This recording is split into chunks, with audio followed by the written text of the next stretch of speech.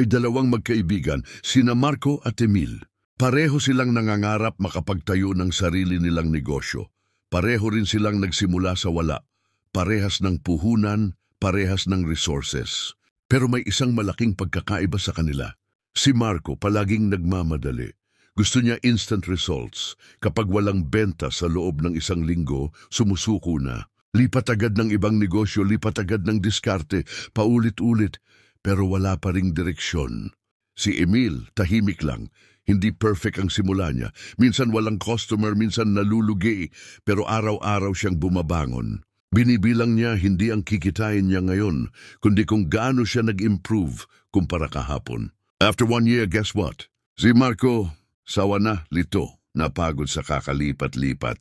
Pero si Emil, may loyal customers na. May sistema na.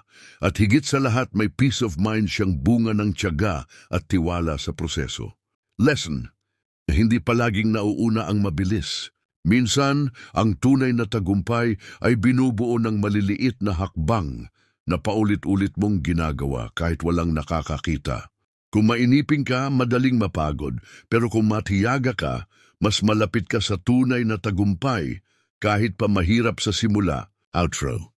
So kung ikaw to, yung feeling mo ang bagal ng progreso mo, baka hindi ka mabagal, baka steady ka lang, at baka kailangan mo lang magtiwala sa proseso. Huwag mong sukuan ang binubuo mong pangarap dahil ang taong matiyaga kahit mabagal, laging may mararating.